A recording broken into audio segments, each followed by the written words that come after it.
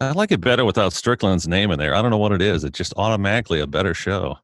And I believe that most of us would benefit from a ego attachment death that you orchestrate in this physical life to get back into enjoying and getting back to why we're here in the first place, which is for love and to connect and to feel joy and to trust. And so many of us lose that because we spend time talking about stupid shit that doesn't fucking matter Right. because you're an universal energetic being who never will die. You never will die. Your spirit goes back into non-physical and then you're going to reemerge later.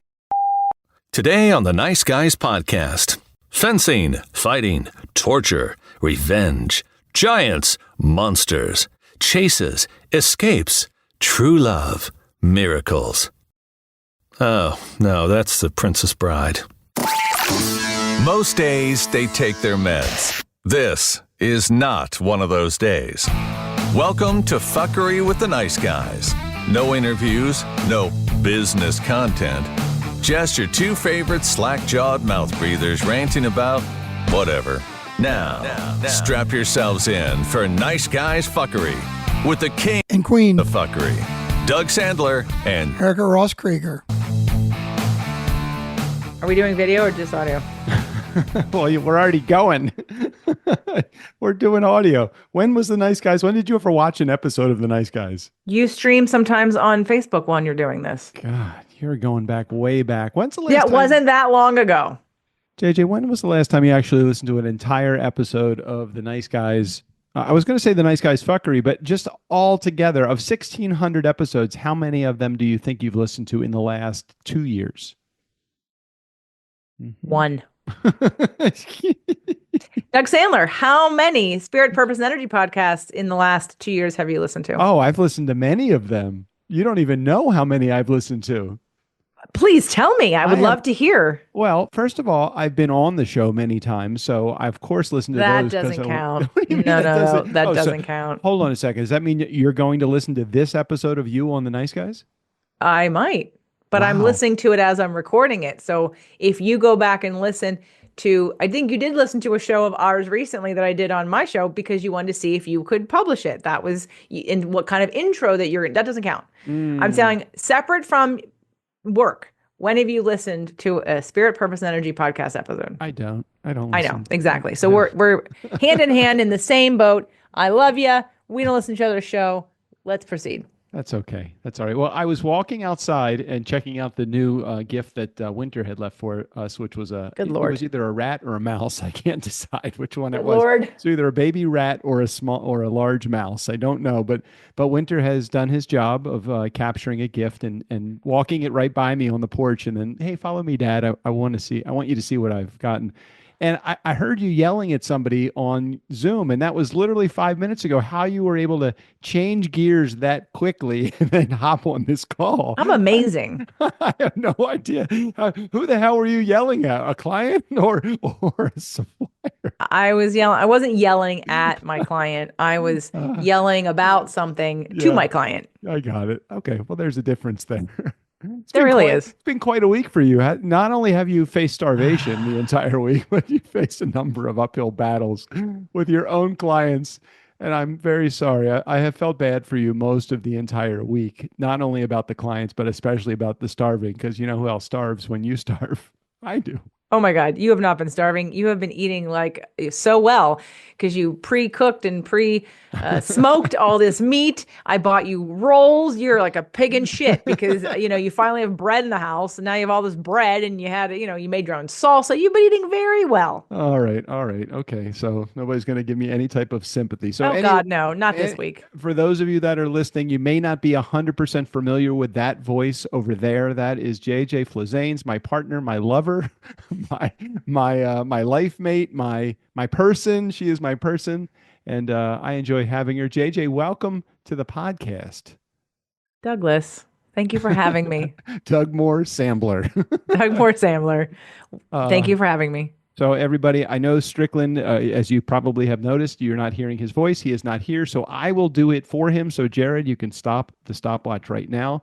Welcome back. Welcome back. My name is Doug Sandler on this side of the microphone, and on that side of the microphone, Miss JJ Flazines, welcome. Thank you. We did this already, I think, though. Okay, we got a bunch of stuff to talk about. I don't even have any agenda, but I have a bunch of stuff I'm sure that we are going to chat about before the end of this episode. First of which being Strickland is not here. He is spending some much needed R&R first in Florida, and I believe now he may be in Baltimore since I did see him with a Natty Boh, which is a beer that he purchased from a local establishment in Baltimore. And then he texted me. I don't know if it was a text of information or kind of elbowing me. He got some oh crap, I'm blanking on the name. Fried chicken. Oh crap, what is the name of the gas station? I forget. Oh my gosh. I was going to say I can't help you at all here. I was going to say Church's Fried Chicken, but I completely hold on. I shit the bed there myself. Sorry, I can't save you. No, that's okay. You don't have to save me. I am going to find it right here because he sent me a photo of it. Wow, that was a long time ago, that photo. I'll find it somewhere in here. JJ, what are we going to talk about today? Do we have anything really? Oh, Royal Farms. God, I don't know why that wasn't in my brain, like right at the top, Royal Farms chicken. And then they were going to go get some burgers, chocolate covered. Have you ever had the burgers cookies? Do you like those? Burgers cookies? I don't know burgers cookies. It's like a soft, chewy underbelly of cookie material slathered with a deep, dark, rich, chewy chocolate. It's the best thing that you could possibly ever imagine in bite-sized form. Well, what you made me think of when you were talking about Baltimore food was when are you going to order us some of that ice cream? Oh, yeah, I do. I have to get to Harker Make a Brothers note of ice that cream. because that was really good. Well, there's a couple things I need to now put in the show notes. Three things. I have to put Royal Farms chicken in the show notes. I need to put Taharka Brothers ice cream, and I need to put what else did we just say? I said the ice cream. Was that Taharka Brothers? Is that what? Taharka Brothers, Royal Farms, and Oh, there was a beer. burger cookies. Oh yeah, burger cookies, Natty Boh. That's it. Okay, so I was looking challenged with coming up with the title for this episode because God forbid I actually do any editing, and so the team is going to do editing. But you are filling in today, JJ, and I appreciate the last minute fill in. I really do. Erica was going to be here and be the co-host today, but Erica her mom is having some issues. I know that her mom has been having some health issues, and she is going to the care place. What's it called? Assisted living. So we weren't able to get Erica on today, but we wish her well. We wish her mom comfort. I hope her mom is peaceful and not in any kind of pain. And as your parents get older, now JJ, your parents are a little bit younger, much younger than my mom, but my mom is 91, and I'm always concerned that one thing could take her down that bad path. And I never want to get that phone call that says, "Hey, your mom has had an accident or there's an issue," and so Erica is going to comfort her mom who is not doing well. So Erica, we wish you well.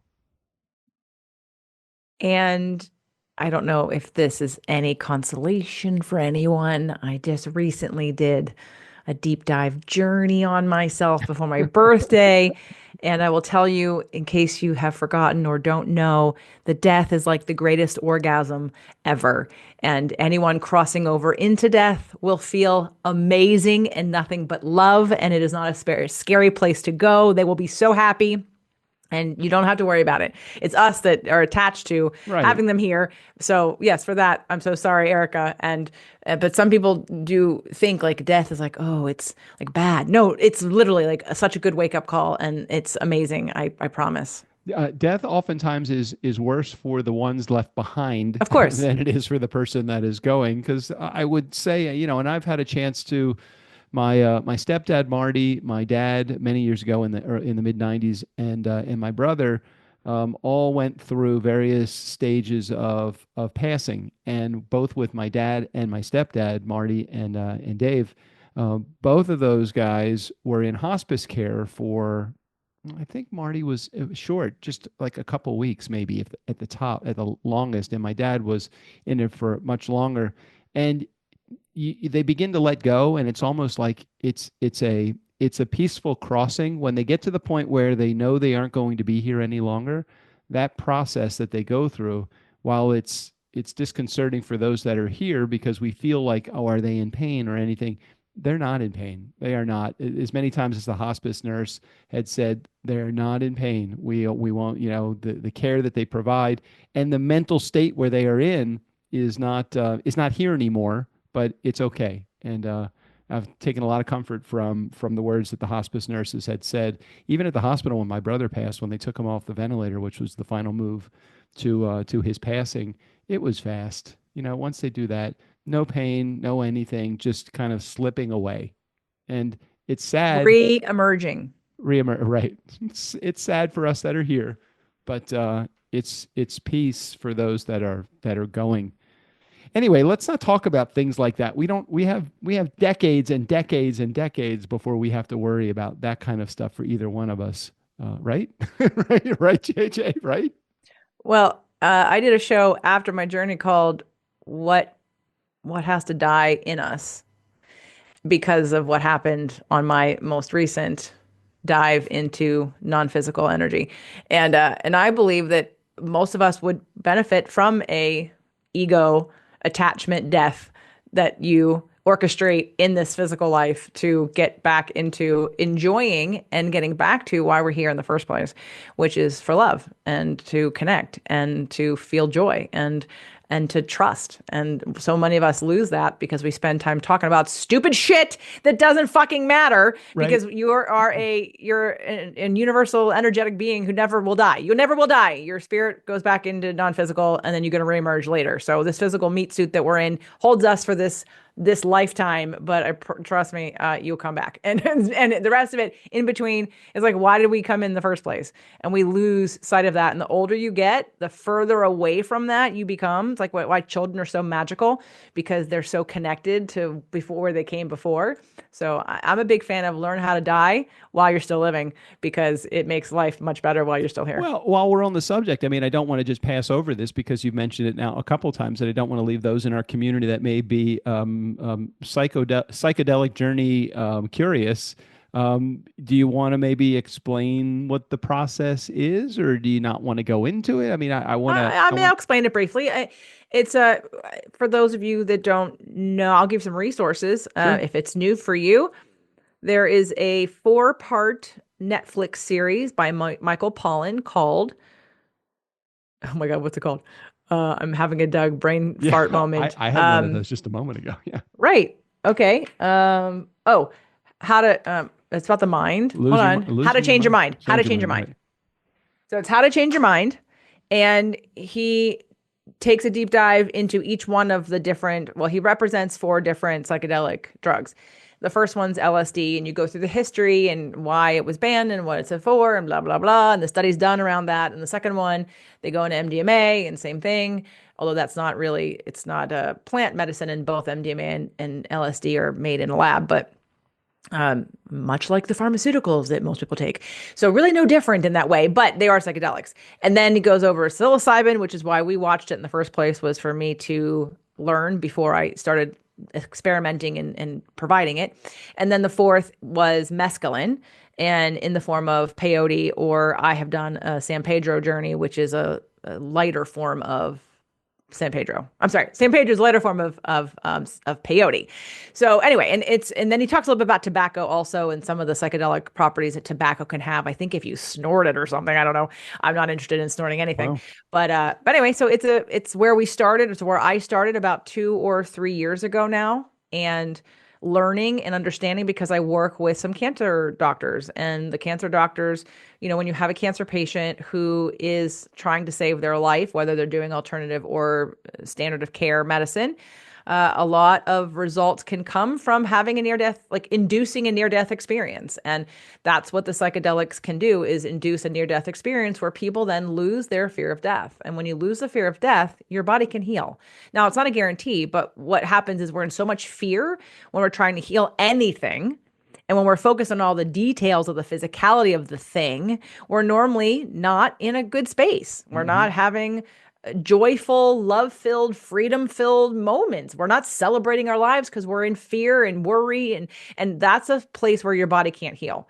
So I have seen and heard of a lot of really great testimonials from people who have taken a medicine journey, a plant medicine journey, and come to terms with their ego death, their attachment death, all the things, and then come out of that and go, wow, okay, I'm not afraid to die anymore. And all of a sudden they outlive their diagnosis and they live a lot longer, and they may heal, maybe completely, they go into remission.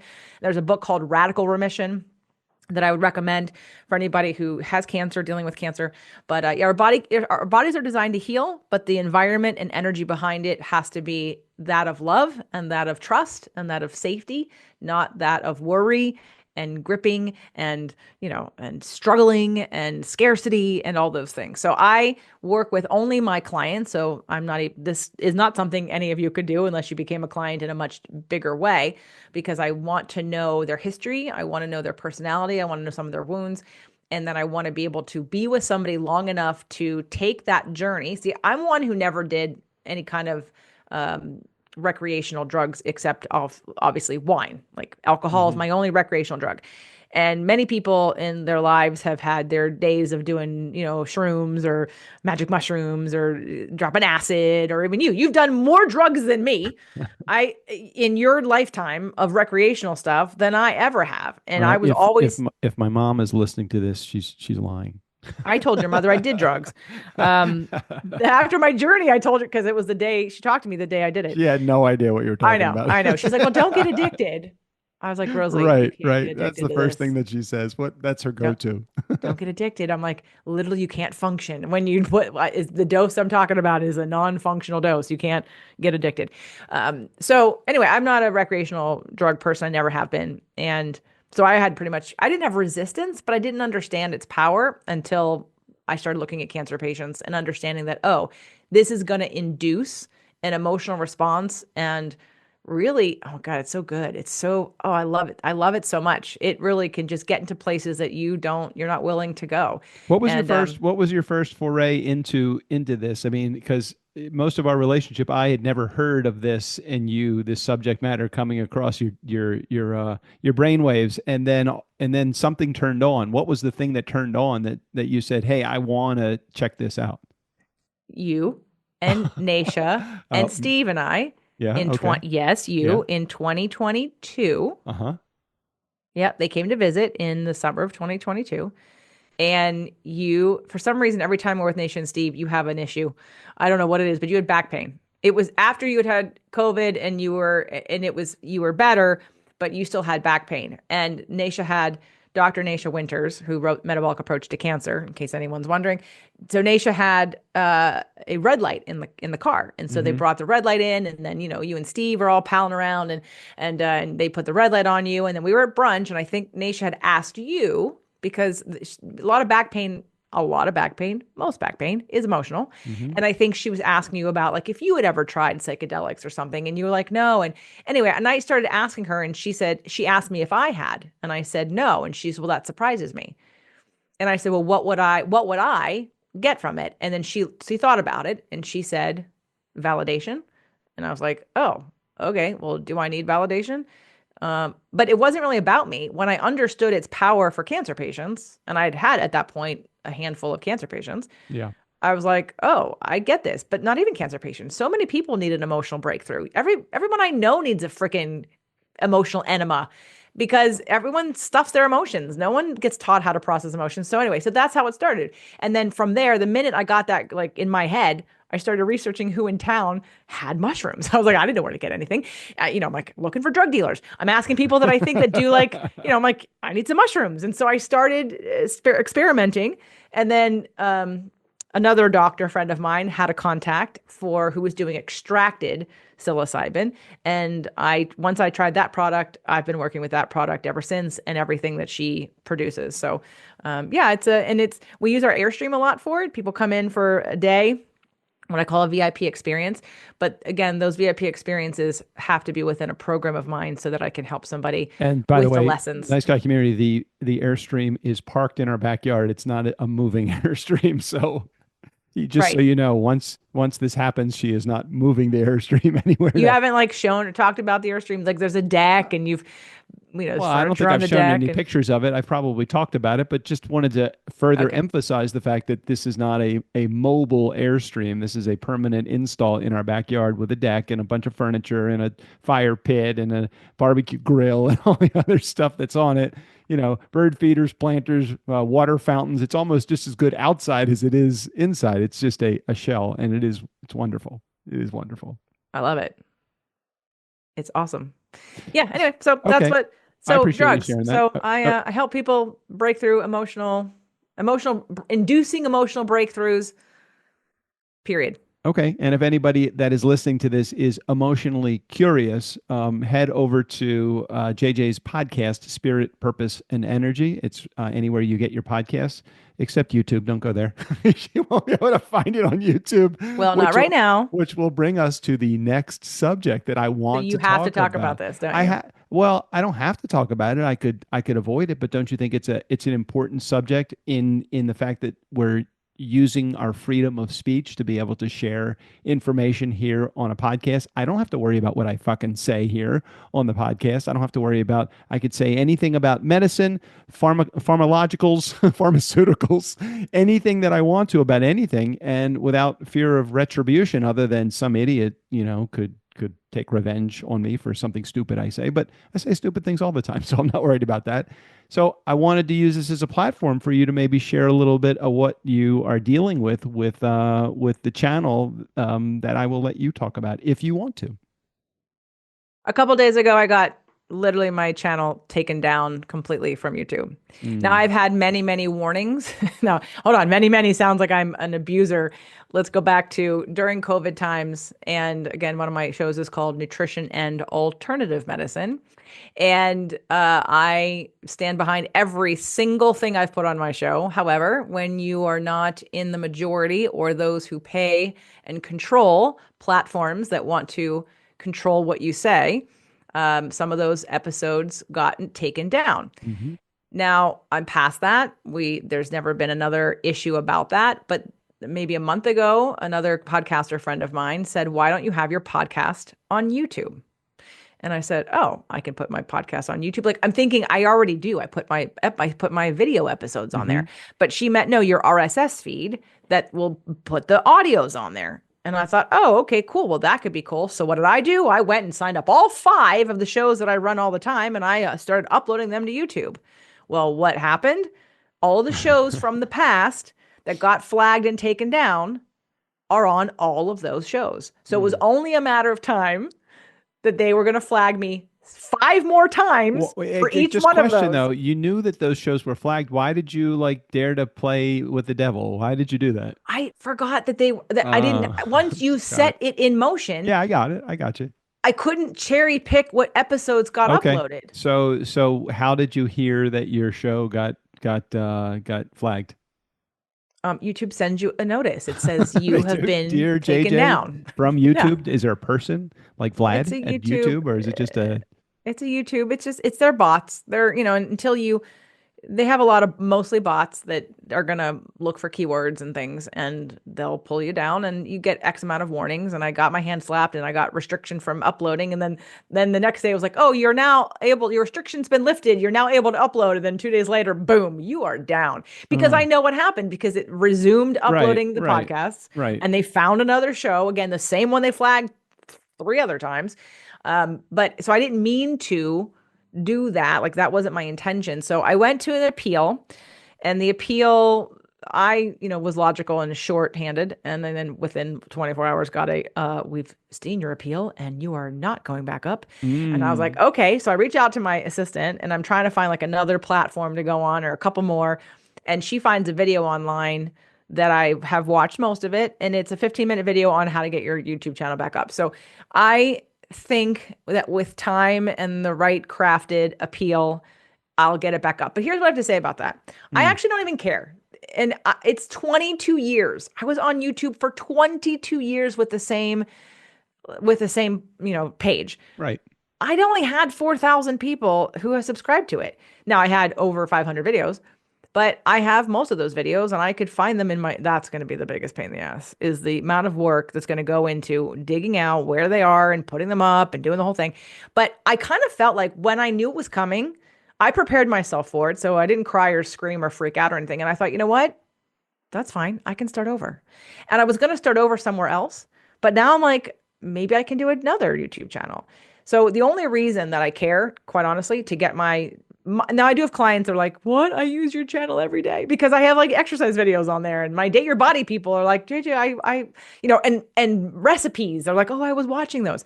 So I know I have them, and I'll get them put on Kajabi and in the places that they can access them. But in the meantime, the only reason at this point that I want my YouTube channel to be put back up is so I literally can start over somewhere else and do another YouTube channel with a different podcast, a new podcast, and a different name. Not different name than mine, but I mean different name. I would use a different, like a slug, if you will. What the channel would be called. Pseudonym.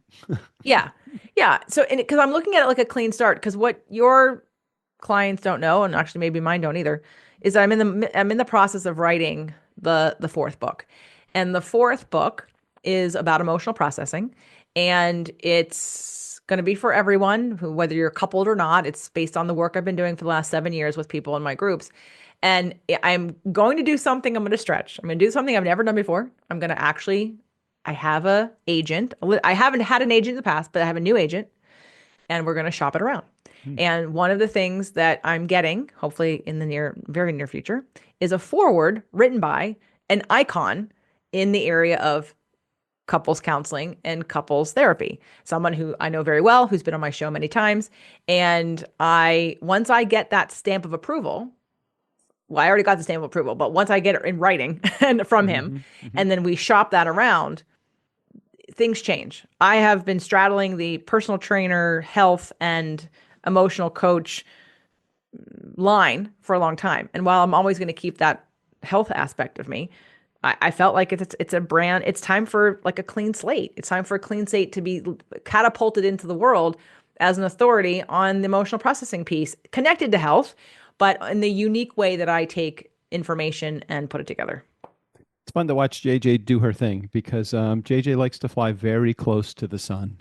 All the time. She's dangerously close to the sun.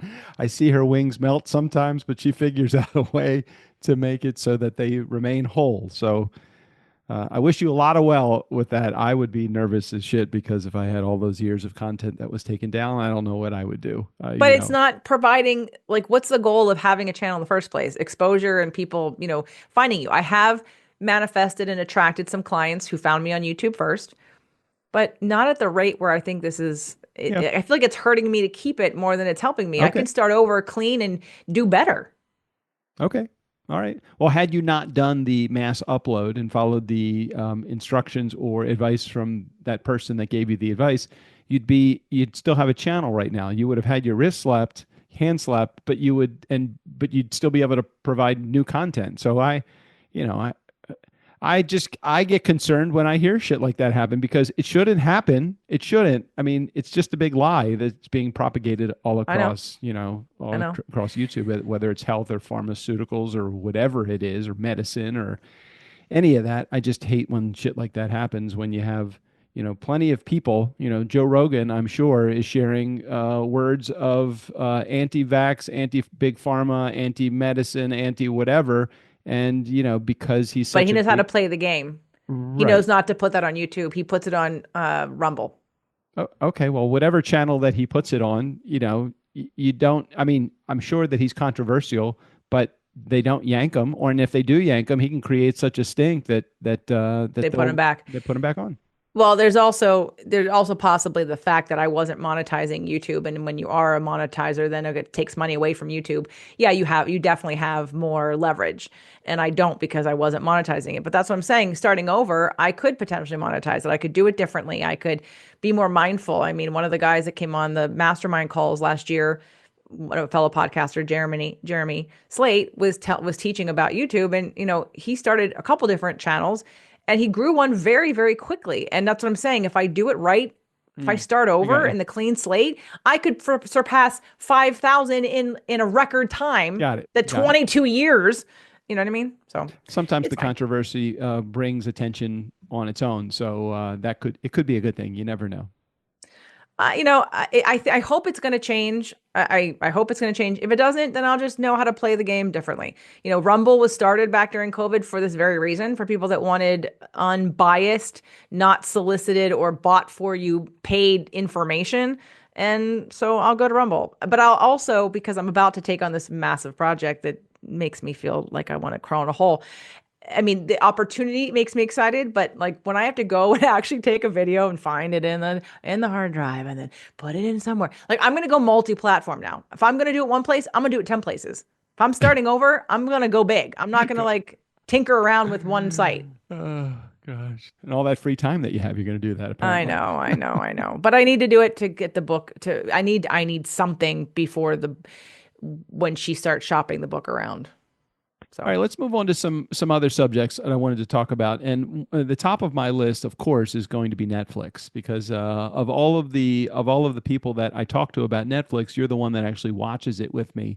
And we've watched how many shows in the last 8 years have we watched from Netflix? It's crazy how I many that couldn't we have even watched. count. We go from series to series, and I get very excited when we begin to watch it, and then when it's over, I get very attached to the characters, and I'm very sad. Very. I'm very sad that it's over. And I'm still waiting for those series like Ballers and Entourage to come back, and these are decades old. So I don't know. Well, hey, they have a new season, 4 seasons of Ted Lasso is coming, so I heard that. That's what you were saying. I'm very excited about Ted Lasso. Now, I liked Ted Lasso, but I didn't like it as much as some of the more recent series. well, Yeah, it's because Ted Lasso had 3 seasons. We just finished the Resident, which had 8 seasons, or something seven like that. seasons. Something like that. Yeah, you get Yeah. very attached to characters. I like the 6 season plus shows because you have a chance to really fall in love with the characters. And you got character development, and you see the storyline change, and then JJ's always on her iPad when a character leaves the show. She's trying to figure out what happened to them, where did they go, what was going on in their real life, like you just did with Nikki. the resident, Right. and yeah, Well, she just had a baby. They just got married, and then she dies. I'm like, what the fuck? Why did she just die? Something had to happen with her Oh, contract. spoiler alert. Sorry. If anybody out there, rewind that, place it in editing, place that after the spoiler alert comment. Weep, whoop, weep, whoop. Apologies. Did you talk about that show before? I don't think Strickland was watching The Resident, so no, I don't believe that we talked about it. I think I might have mentioned that I'm watching it now, but I don't think I talked about any of the details. But we have watched some really good series. What's the series that we're watching now? Body I have of. evidence, but that's on Hulu, and it's old. Oh, okay. Well, it doesn't. I'm sorry. When I say Netflix, I just mean it's kind of like Kleenex when it comes to facial tissue. I say Kleenex, but Well, but I mean but if your facial tissue. listeners are going on Netflix That's searching for true. what you just said, let's be more specific so they can actually find it. Got it. Well, on Netflix was The Resident. On Netflix also was the Recruit, which was really good. It's Netflix has a really good formula, and part of it is like even in fonts and characterization and character development and all of that. And so The Recruit, while it certainly was a completely different show than The Resident, a lot of like the branding seemed very similar on that show. But it was a great show. But there was one thing you mentioned to me, one thing that was really interesting that I thought about after we finished, and it was something about the main character. He didn't really have a do you remember what you said about it? Well, so the show has 2 seasons. The first season, I believe, is 13 or 15 episodes, but the second season's only 6. So the show got canceled. So when you look at like why did a show get canceled, and I don't know, when it got canceled, or we weren't following it when it was actually up in real time, probably on network television, if it was ever on network television. But I looked at character development and then some of the music, and that, there was no connection. Like I loved the actor and the character. He was adorable, and I felt connected to him as a lead character.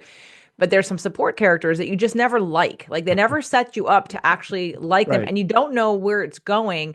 Like it almost seems like he's never going to get to a place where he's Yeah. a lawyer, but he's a lawyer that's acting. I mean, he literally gets thrown into the field as if he's in operations, but he's a lawyer. And so here's a lawyer who's literally far out of his comfort zone. Although he's really good at fighting and spying and doing all the things, but it's not what he signed up for. He kind of signed up for a desk job.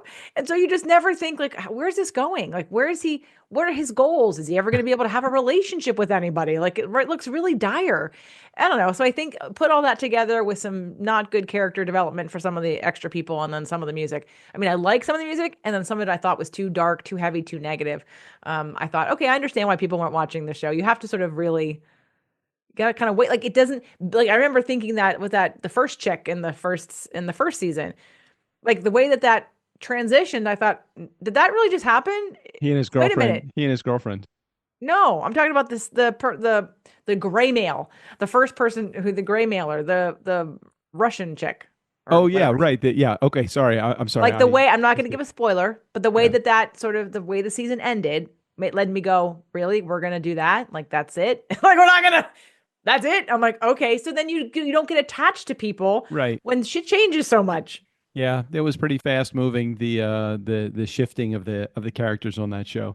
But we have watched some really good shows other than those two shows. Can you recall any most recent series that we watched? JJ's looking them up on her iPad right now. I am. Well, I haven't finished it, but Zero Day you watched. Oh yeah, I did want to talk about Zero Day because Robert De Niro does it, but that's just a limited series. I think that's just like 6 or 8 episodes, something like that. Is that right? Correct. So that hasn't had a second season yet, and it certainly could. I don't know where it will go from here. It does leave a lot of open-ended questions that haven't been answered, but that was a great series. So Netflix Zero Day is definitely a good. It's 6 or 8 episodes, or like I say, it's a good afternoon of Netflix binging. For the guy that never watched TV before I met my him. whole life. What are you looking up series, or are you doing your? I am. No, I'm looking up series. Oh, God, give me some credit. There's a series that I watched by myself that's a short series called Running Point, and it was really good. It's what's her name? Kate Hudson. It's about basketball. But anyway, and it was really good. I liked it a lot. So that was fun to watch, and I watched that without you. And then when I looked for something to watch, because I was sleeping in the Airstream a couple nights with the cats after dancing, and I thought, well, I'm not really ready to go to bed yet. What am I going to watch? And then since you had already started Zero Day without me, I decided to do that. So Younger, did you talk about Younger? We watched Younger. Gosh, I didn't even remember Younger until you just said that. That was multiple seasons too, wasn't it? That was like 7. It's 7. 7 seasons? Yep. God, how quickly you get attached and then detach once it's over. The first few series that we've watched, or maybe this was, I don't want to say it's the first few series that we watched. That's wrong. Within the series that we watched, I really did enjoy Entourage and Ballers and Suits and Mad Men and some of those that I had watched, thinking I really I loved movies, but series were not like on my agenda. I just couldn't get, for some reason, I either hadn't seen any that I really liked. I think before we got together, I believe I only watched one. Movies. No. Well, yeah, I only watched movies. Californication. Yeah, exactly. I only watched one like Netflix series, and that was with David Duchovny, I think, and it was Californication. And I'm like, it's not so. I'm not digging the whole series thing. But then we got together, and I found a lot more desire to have free time as opposed to work time in my life because of this new, this new world order in my world. And so we spent a lot more downtime rather than work time. And Netflix found its way into my life. I think it had always been a part of your life. Is that correct?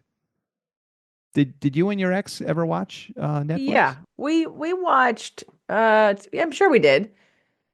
Although we did like very different kinds of things. There was, not that you and I, we watched a lot of the same things together. There are some shoot 'em up things that I don't really care for, but that you will watch without me. But you like, I don't know if you remember, and you're saying this as if you chose the show. I said Entourage. You're like, no, I don't think I'd like that show. Right, I do remember not wanting to watch God, Entourage. I'm like, you're gonna like it. Or Ballers. The same thing. I was just like, no. I don't think it would like it. right. That was Let's talk about totally all the things. Hold on, let's make a list of all the things Doug Sandler did not like or did not do before JJ Flazane's. Number all right. one, he All did not right. watch Netflix or series. Uh-huh. Number two, he did not eat spicy Oh food. my God. I can't believe I didn't eat spicy food. What the fuck was I missing all Doug my called life? his mother 3 days ago and said, Mom, when we were growing up, how come no, we didn't have any Thai food or Indian food? Who didn't like spicy food? Because the man said, "Oh no, I can't have spicy. It just it bothers my stomach. I can't. I can only have you like what's the green shit at the sushi restaurant? The What? green Wasabi? wasabi. You're like the only spicy is ginger and wasabi. Okay, Yeah. people, let me just tell you that Doug Sandler has been making this smoked salsa, Oh, and so this last fucking batch, good. babe, I don't know who else is gonna be able to eat it. I really don't. It's so fucking hot. There are 10 Roma tomatoes and 7 jalapenos. It So might as good. well be jalapeno salsa Ooh, what a because it's great more idea. jalapenos than anything. Maybe It's that'll be my really hot. next. My next attempt at salsa might just be jalapeno salsa. Is there such a thing? There is a verde sauce. What's it called? It's I not thought verde. that verde Salsa wasn't. verde. It's green. I never knew that salsa verde. Is it only salsa? I I don't mean, know. only No, no, no. I jalapenos? don't know. Because I don't I know. always thought it wasn't that hot. But It okay, might not be. okay. I'm just So saying it's anyway, green. so spicy food, Netflix. What else? Non-dairy, anything. Oh, yeah. I was like, no, I'm not eating that. I'm not eating That that cashew that cheese. What is cashew that? That's cheese. weird. Or what the hell is that? Coconut ice creams? Like, fuck that. I'm not eating that. That's not real ice cream. Like, it Yes. is so fucking Yes. good. Okay, I, what else did you didn't take any me time and oh now yeah, well, that's and you totally worked true. way too much. Oh, I want to work less and less. And it seems like the less I work, the more I make right now. So Exactly. I'm just gonna Exactly. continue this parade. This is fun. Who did I tell today? Chef Karen. I was telling Chef Karen that I think I have turned you into a food guy. A couple of years ago, I was begging Doug to choose a meal, any kind. I'm like, what can I make you? And he's like, I don't care. He's like steak, baked potato. Like he doesn't get excited about food. The only food that his main staple meal is shrimp cocktail, a steak and a baked potato, I still and love that. and maybe some ice cream or a warm chocolate chip cookie or something. Like that's kind of Doug's And an old fashioned. standard meal, right? And an old fashioned. Okay. If you want to you take him out for a meal, And the take him steak has someplace. got to be a really nice fillet because I don't like anything that's got fat in it. Like I'm not a New York strip or ribeye kind of guy. Now those are lean, but they're not as lean as fillet. So you know. But today on our hike, when I asked him Hmm. about if we're inviting our 82-year-old neighbor to come to brunch on Sunday, and I said, Yep. what kind of food would you like? You got very excited about the Hmm. menu. Yeah, I So forget what it now was. What are we you having? you wanted to have Oh, I said bacon, that. No, well, the hold on. Pete's First of Paleo all, I said the first thing that we have to have to make it a great breakfast on Sunday is mimosas. mimosas. Right. Exactly. And I said, I'm going out to our tree. I'm picking a couple of those grapefruits. I'm going to, yeah, all of that. Yeah. Mhm. But I let you pick everything because I wanted to hear what you wanted. And you said mimosas are like obvious. Like, okay, yeah, duh. Okay, next. What do you want to Uh, eat? And you're like, well, bacon. And I said, regular bacon or Pete's Paleo bacon. And you said, oh, Pete's Paleo if we have some. It's now called Pete's Real Food. Anyway, so we have that. Then I said, what else? And you went, And you're searching your brain and you're searching your taste buds. And you went, can we do a Dutch baby? That's something that most people don't have. And you got very excited about the Dutch baby. So I was well, like, yes, we can do that. well, my thought was that I wasn't going to say chilaquiles because you are I'm so tired of tired. them. I know you're So tired of tired. them. And so, and you're usually doing all the food prep because you're amazing at it. So, I didn't want to say that because I knew that was on your don't say that list. And so I didn't say that. And I was running through my brain, what is unique that you make? What have I not had before you came into my life? And explain to those that have never heard of a Dutch baby what a Dutch baby is, JJ. It's a German pancake, and you can make it gluten free, and you might even be able to make it paleo, but I've been making it gluten free. And it's basically egg and flour with, I think there might be a little bit of baking soda and a little bit of some kind of milk, whether it be dairy or non dairy. and you whip it up real good, and butter, and you put the butter at the bottom of the pan, you melt it, then you pour the egg mixture into the pan, and then you put it in the oven. You do this in a glass pan, and then it kind of bubbles up. It gets kind of, it's like crust on a pizza, Mm-hmm. except it's egg, and it's so it's basically like a big pancake, but it's made mostly of egg. There's not a lot of flour in it. And how it's supposed to be traditionally served. And my ex-boyfriend in college, a fellow Sagittarius, he was the one that actually introduced me to Dutch Baby many, many years ago. And how it's supposed to be traditionally served is you squeeze some lemon Mm-hmm. on it, Mm-hmm. and then you put powdered sugar on it. Yeah, and I like it with maple syrup. Yeah, I just like it like a pancake, but it is good with the lemon on it too. But I'm more of a sweet kind of guy than a sour guy. Well, that's what the powdered sugar's for. It's sweet lemon. You love lemon drops. It's like a lemon drop. It's a That's lemon what it drop is. martini It's a lemon in a drop. cast iron pan. Right, right. So Dutch Baby was on the list, and then I think I wanted to do eggs. But the point of this conversation of this is that today I heard you get excited about food, and I begged you to get excited about food. Like I was like, that's like my favorite thing. Like holidays. How many of you? I probably most of you, and I can't wait to hear if Jared has something to say about this. Like the holidays are coming. What's the first thing you think of? All the damn food that's new and different that you don't have. I mean, yes, maybe the presents and the lights and the whatever, but really, don't you get excited about the traditional foods that you only have once a year or once a season? Well, I don't Doug? think you have to have them just on the holidays. You know, if I want gefilte fish, I'm going to go over to. Sorry, if Okay. anyone likes gefilte fish. God, If how you, can you not? It's so good. I haven't had it for 20 years, so If I you need to have try it gefilte again. fish that's done right, or if it's done by Manischewitz out of the jar, which is a great, amazing, and you do it not, you don't get it in the jelly, you get it in the chicken broth.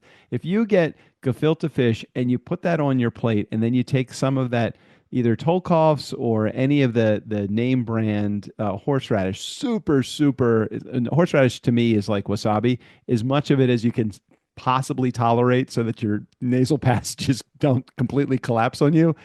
Gefilte fish is so fucking good. It's just so good. It Kind of sounds like a reminds me of carrier for horseradish, is what it sounds like. it is a carrier for horseradish. But you know the other thing that I like, but I won't. I would never say, could you make this for me? Because I don't really want it that badly. But it is good when it's made properly. Is chopped liver. It's so good. It's so good. That on a little piece of cracker or Melba toast or saltine or something like that. Oh my God. So good. So good. Well, I'm glad that some food excites you because it's better than when no food excited you. So I'm seeing progress. So those are some of the things that, yes, Doug Sandler was never very, he's not a foodie, and not that I need to make you a foodie, but I do love and appreciate when someone gets excited about something because then it makes it more fun to make. And coming back to the 82-year-old neighbor that we were just talking about, Cindy, who introduced me to baby back ribs on the smoker, which she sold. If she does this purposely, intentionally, unintentionally, I don't know, but she needs to earn a commission from the smoker manufacturing company because I'll tell you, how can you have those ribs and not want to figure out how to make those ribs on your own? I never knew that a person could do that in their house. And You, look how excited you are now. oh my Talk about God. foodie. You are a smoker foodie because Doug Sandler has literally been spending most of his time smoking meats and dealing with his smoker, buying things from his smoker, learning how to smoke whatever he can smoke in the last month. It is now a part-time job. You know what we need to do though? We need to smoke a chicken or turkey because we haven't done that yet. I'm really interested in like a small, like rotisserie style chicken on the smoker. I understand it's really good. Really is good. Okay. Well, the first thing we're doing is salmon on Sunday, so I can make that damn crispy rice salmon salad. You're so excited about I'm food. very excited about that crispy rice salmon salad. And this week has been not a challenge for JJ, but more of just the universal challenge because she is doing a fasting mimicking diet, which requires her to how many calories a day is a fasting It's mimicking about diet? 700. 700 calories. What so typically lay out your meal plan on a typical day. So let me give some backstory. So first of all, the fasting mimicking diet was created by a company called Prolon, who the person who wrote about it, it's a doctor, and I don't remember the doctor's name, but he has a book about the fasting mimicking diet. He researched the kinds of foods and how the body would respond, like what are to mimic the benefits of doing a water fast, but how much could I eat and still get the same benefits or similar benefits of a water fast? So enter in the fast mimicking diet, and Prolon, the company, has a kit. And I always tell people that when they do it with me, when I do it one of my programs is called Date Your Body. And we've done it 3 times over the 3 months in Date Your Body. And I usually encourage people to do the box the first time. And it's about $200, give or take. There's sometimes they have sales. It can go down to like 170, or be a little bit more. And because in the box, you get everything you need for 5 days. And it's super easy and you get the maximum amount of results from it. I also have a DIY version of that. And so currently on the DIY version, and I've done this like Jeannie, who taught me about it, Jeannie Peters at Nourishing Wellness. Jeannie just finished her 12th round of this.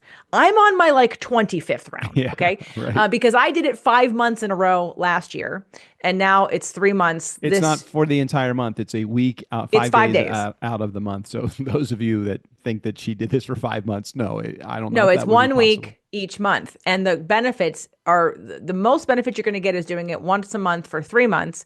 But the purpose of it is actually to create new stem cells. It's immunity. It's a biological clock like reverser. It's supposed to be like taking 2.5 years off of your biological life, and increasing your immunity, increasing your stem cells. And she means increasing your life by 2.5 biological years. Right, but when you take a test to say there's your chronological age, which will just be what it is. Based it takes years off of your age, meaning off that of your biological 50, you're age. like 48. Correct. Okay. Like if you took a biological age test, you may be 30. Got it. Or you could be 80. Okay, right.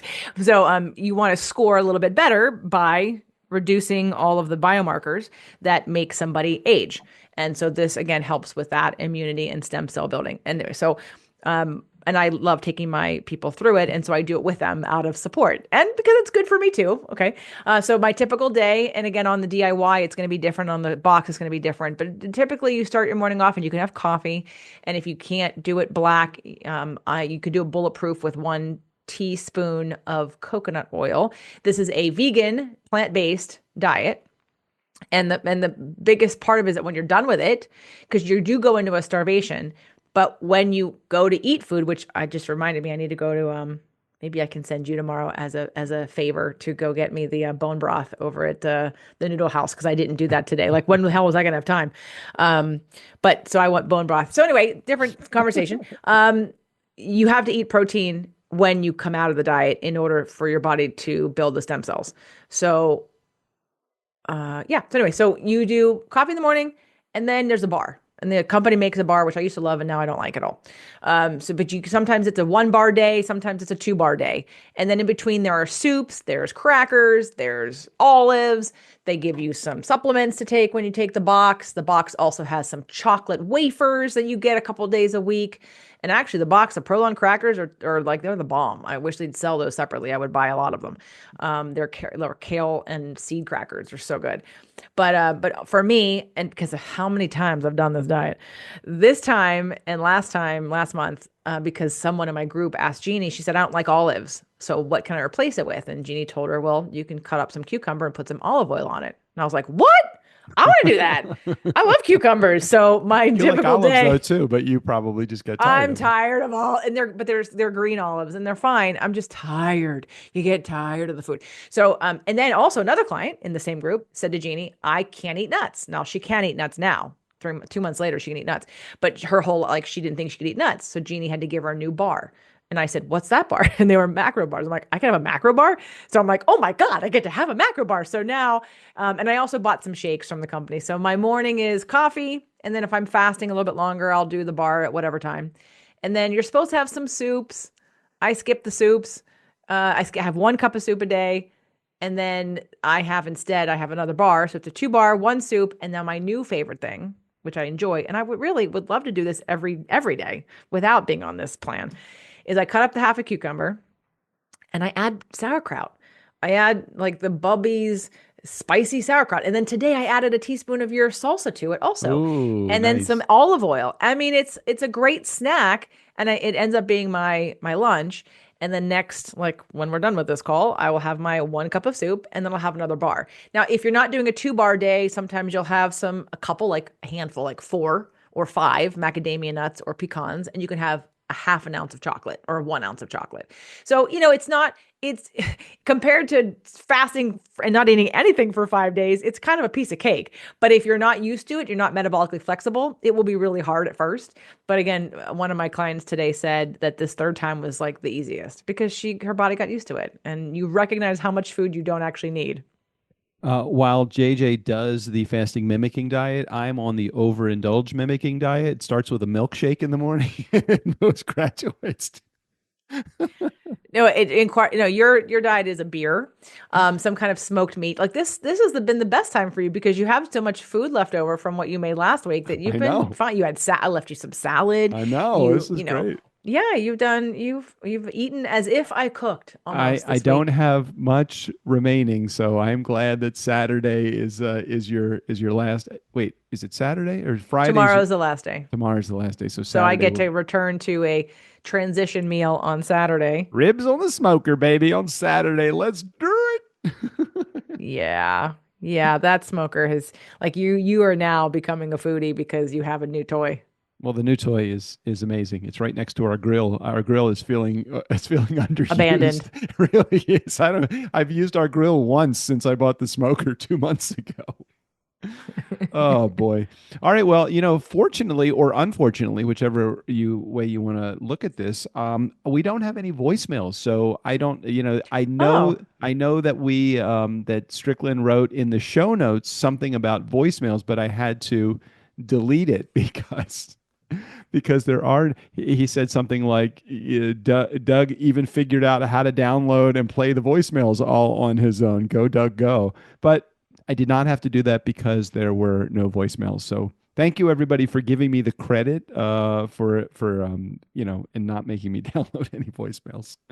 I think we're done. Unless you have anything else that you want to add, any subjects that you want to talk about, anything that we haven't discussed that you thought was important for those of you for those in my audience to hear about what's going on. Well, if they're still listening and haven't tuned out because I've thoroughly annoyed them in whatever way, because I'm very different than you, I want to just let people know that we're doing a couples retreat. So you're going to hear more about that on next week's podcast. Next Thursday, we actually have a bonus episode that's coming out. It's an episode that JJ and I put together about a couples retreat that we're doing in Mexico. So if you want to go to Mexico with us, learn more about what JJ does, how she does it, you could do a couple things. One, you could listen to a show, Spirit, Purpose, and Energy, anywhere you get your podcasts, or you could just listen next week to Thursday. Make sure you subscribe to the Nice Guys on Business. Listen next Thursday where we'll have a bonus episode out that will share more about that retreat. Couples retreat called Connect.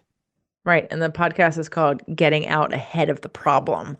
So whether you're in trouble in your relationship or your relationship is going great, it can serve both. It's about really giving you tools that you can use in all kinds of situations and reconnecting, having compassion, and also helping to increase and make better communication, which most people could use. So anyway, there's only 3 spots left. So if you're interested, it's an application to get on a call with me if you want just me, because you don't know me, or I've been asked him to come to all the calls.